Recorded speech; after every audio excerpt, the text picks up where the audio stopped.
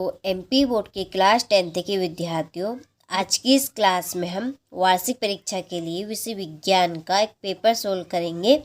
देखिए, जो आपका सेट ए के रूप में इस तरह के मैं आपको 6 पेपर दूंगी एफ तक।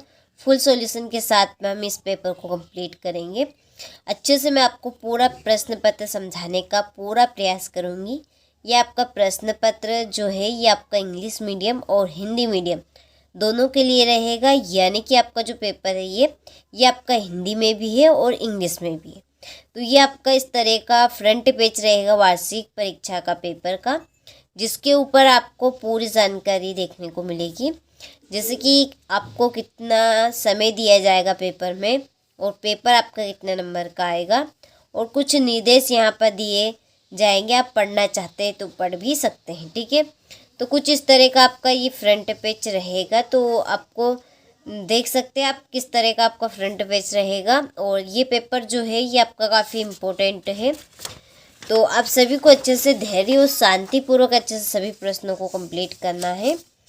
तो चलिए बढ़ते हैं तो प्रश्न की ओर। मैं आपको अच्छे से बताऊंगी, प्रश्नों को पढ़ के भी आपको समझाऊंगी। तो देखिए, पहले प्रश्न में सही विकल्प चुनिए।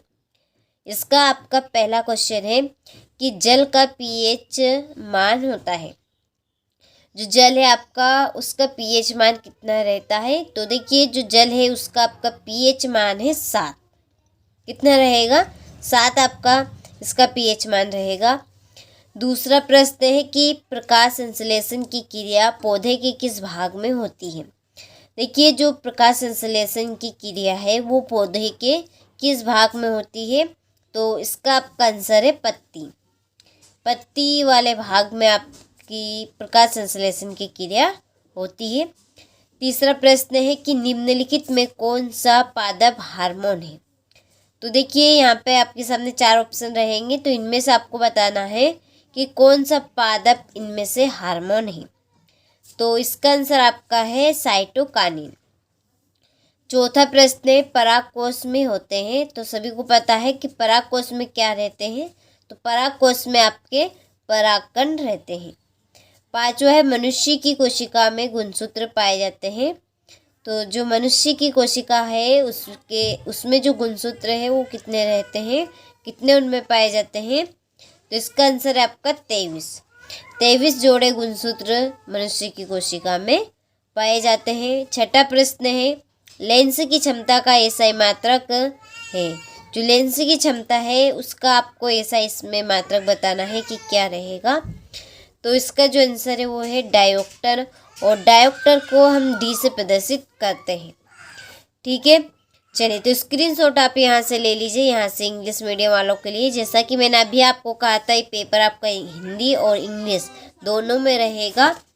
चलिए, बाकी का आप यहाँ से ले लीजिए स्क्रीनशॉट और अच्छे से आप कंप्लीट कर लीजिए। इसके बाद में देखिए, रिक्त स्थानों की पूर्ति कीजिए।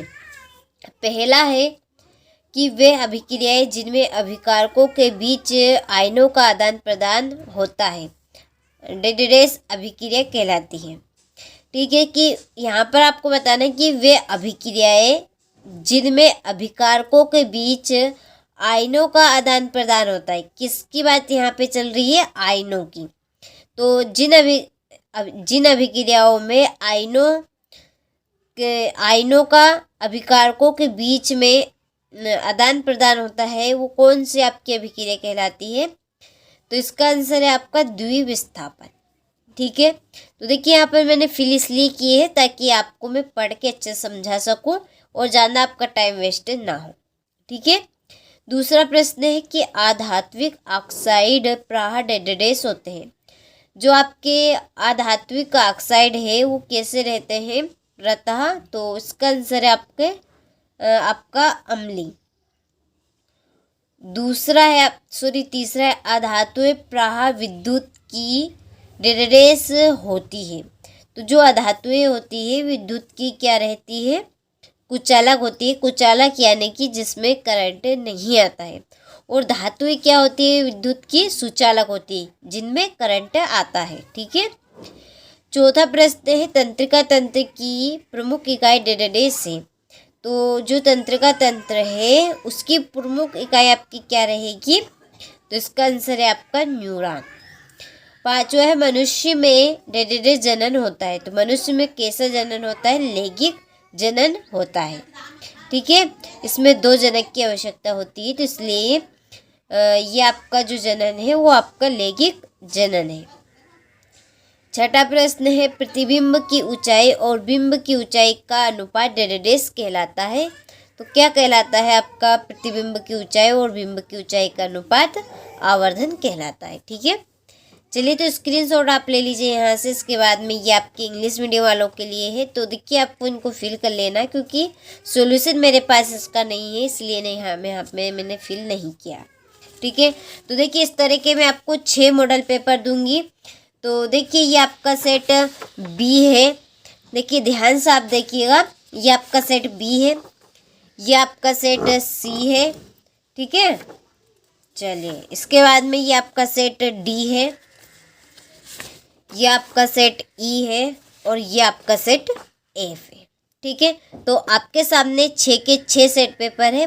फुल सॉल्यूशन हमने इनका तैयार कर लिया है, एप्लीकेशन के ऊपर हमने अपलोड भी कर दिए है। यदि आप लेना चाहते हैं तो हमने आपको डिस्क्रिप्शन में नंबर दे रखे हैं, आप उन नंबर पे कॉल कर लीजिए। आपको कैसे मॉडल पेपर मिलेंगे, साथ में इनकी PDF मिलेगी सॉल्यूशन की, वो सारी जानकारी आपको कॉल करने के बाद पूरी मिल जाएगी। ठीक है, और जल्दी से कर लीजिए, मौका भी है, तो जितनी जल्दी हो सके उतनी जल्दी आप जल्दी कॉल कर लीजिए और जल्दी से इनको कंप्लीट कर ले। देखिए 4 प्रश्न पत्र यदि आप कंप्लीट करेंगे तो 85, ठीक है, 85 के लगभग आप प्रतिशत बना सकते हैं। यदि आप 6 के 6 सेट पेपर यदि करते हैं तो 95 तक आप पहुंच सकते हैं। ठीक है, तो ये 100% श्योर आपकी परीक्षा में आएंगे ही सही, क्योंकि हमने बहुत ही रिसर्च और कॉन्सेप्ट के अनुसार ये 6 मॉडल पेपर खास आपके लिए तैयार किए हैं, ताकि आप सभी 95 तक पहुंच सकें। ठीक है, चलिए तो बढ़ते हैं क्वेश्चन की ओर। तीसरे क्वेश्चन में सही जोड़ी लिखिए। पहला है आपका नेफ्रॉन, इसकी जोड़ी आपकी रहेगी वृक्क की संरचनात्मक इकाई। दूसरी है हाइड्रला में प्रजनन, इसके आपकी जोड़ी है कलियानन, और यह आप मुकुलन इसमें लिख सकते हैं। तीसरा अनुवांशिकी के जनक, इसके आपकी जोड़ी ग्रेगर जॉन मेंडल। चौथी अफसारी लेंस, इसकी जोड़ी आउटर लेंस। तारों का टिमटिमाना, ये है आपका तारों का टिमटिमाना वायुमंडलीय अपवर्तन। विद्युत ऊर्जा का मात्रक क्या है? किलोवाट घंटा। ठीक है, चलिए तो स्क्रीनशॉट आप ले लीजिए यहाँ से। इसके बाद में ये आपके इंग्लिश मीडियम वालों के लिए है। इसके बाद में एक वाक्य में उत्तर दीजिए। पहला है लोहे पर जंग लगना किस प्रकार की अभिक्रिया है? तो ये आपके संक्षारण है। दूसरा है उष्मा की 2 सुचालक धातुओं के उदाहरण दीजिए। तो इसका आंसर है Ag सिल्वर और Cu कॉपर। तीसरा है अग्नाशय में किस हार्मोन का स्त्रावन होता है? तो इंसुलिन का। चौथा है मनुष्य में शुक्राणु जनन क्रिया कहाँ होती है? तो मनुष्य में शुक्राणु जनन जो क्रिया है वो वृषण में होती है। पांचवा है दर्पण सूत्र लिखिए। तो दर्पण सूत्र आपका बनेगा 1/F बराबर 1/V प्लस 1/U। छठा प्रश्न कि श्वेत प्रकाश के विक्षेपण में किस रंग के प्रकाश का विचलन सर्वाधिक होता है? तो बैंगनी रंग के प्रकाश का सबसे अधिक विचलन होता है। ठीक है, चलिए तो स्क्रीनशॉट आप यहाँ से ले लीजिए। इसके बाद में ये आपके इंग्लिश मीडियम वालों के हैं। ठीक है, देखिए फिर है सत्यासत्य लिखिए। पहला है कि मनुष्य एक मांसाहारी जीव है, तो ये आपका असत्य है, यहाँ पे आपको असत्य लिखना है। दूसरा है विभवांतर का मात्रक वोल्ट है, तो ये आपका सत्य है, यहाँ पे सत्य लिखना है। तीसरा है विद्युत चुम्बक एक स्थायी चुम्बक है, तो ये आपका सत्य है। चौथा है सोडियम एक अति क्रियाशील धातु है, तो ये आपका सत्य है। पांचवा है कूलाम विद्युत आवेश का मात्रक है, तो ये आपका सत्य है। छठा है सल्फ्यूरिक अम्ल का तनुकरण उष्माशोषी अभिक्रिया है, तो ये आपका असत्य है। ठीक है, चलिए तो यहाँ से आप स्क्रीनशॉट अच्छे से ले लीजिए। इसके बाद में ये आपके इंग्लिश मीडियम वालों के लिए है, तो मैंने यहाँ पे लगा दी है। टिक मार्क कंप्लीट आपको कर लेने हैं। इसके बाद में देखिए क्वेश्चन नंबर 6 से 2 नंबर वाले प्रश्न शुरू होते हैं कि विस्थापन अभिक्रिया किन्हें कहते हैं? उदाहरण आपको देना है। 7वां प्रश्न है उभयधर्मी ऑक्साइड क्या होते हैं? 2 उभयधर्मी ऑक्साइडों के आपको उदाहरण देने हैं। ठीक है। चलिए, तो स्क्रीनशॉट आप यहाँ से ले लीजिए अच्छे से, और आपको कंप्लीट ज़रूर करना है। मैं आपको इस तरह के 6 मॉडल पेपर दे रही हूँ। यदि आप 4 कंप्लीट करते हैं तो 50 से 65 के लगभग आप प्रतिशत बना सकते हैं। यदि आप 6 के 6 मॉडल पेपर कंप्लीट करते हैं तो आप 95 तक परसेंटेज बना सकते हैं। ठीक है, 90 पार इस बार आप कर सकते हैं, ये 100% श्योर है। ठीक है, चलिए 8वां प्रश्न है, एल्केन, एल्किन और एल्काइन से आप क्या समझते हैं? स्वयं पोषी पोषण और संपोषी पोषण में आपको अंतर बताने हैं। परागकण क्या है ये आपको समझाना है। 11वां है, मेंडल के प्रभाविता के नियम आपको बताने हैं। लेंस की क्षमता से आप क्या समझते हैं? इसका आपको SI मात्रक बताना है। और गोली दर्पण की वक्रता केंद्र की परिभाषा आपको देनी है। ठीक है, चलिए इसके बाद में है 14वां प्रश्न, विभवांतर किसे कहते हैं? इसका आपको SI मात्रक लिखना है। 15वां, परिनलिका किसे कहते हैं? 16वां, किसी क्षण चुंबक के चारों चुंबकीय क्षेत्र रेखाएं आपको खींचनी है। उत्पादक किन्हें कहते हैं? उदाहरण आपको देना है। 18वां, उष्मा क्षेपी और उष्मा शोषी अभिक्रिया को उदाहरण सहित आपको परिभाषित करना है। ठीक है, चलिए तो स्क्रीनशॉट आप अच्छे से लेते चलिए और अच्छे से आपको कंप्लीट करना है। यह आपका 19वां प्रश्न है, तंत्रिका कोशिका या न्यूरॉन के नाम से पूछा जा सकता है, का नामक के चित्र बनाइए। 20वां, निकट दृष्टि दोष, दूर और दृष्टि दोष तथा जरा दूरदर्शिता किसे कहते हैं? आपको इनको समझाना है, 3 इनको। 21वां, धोने का सोडा और बेकिंग सोडा के दो महत्वपूर्ण उपयोग आपको लिखने हैं। 22वां, साबुन एवं अपमार्जक में अंतर आपको बताने हैं।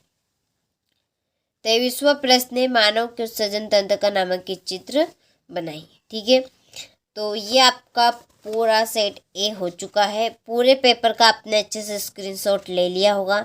देखिए, बहुत जल्दी इसके बाद हम सेट बी देखेंगे और इसका सॉल्यूशन में मैं आपको अगले वीडियो में बता दूँगी। ठीक है, तो चलिए मिलते हैं आपसे अगले वीडियो में, और आपको कंप्लीट अच्छे से इसको करना है।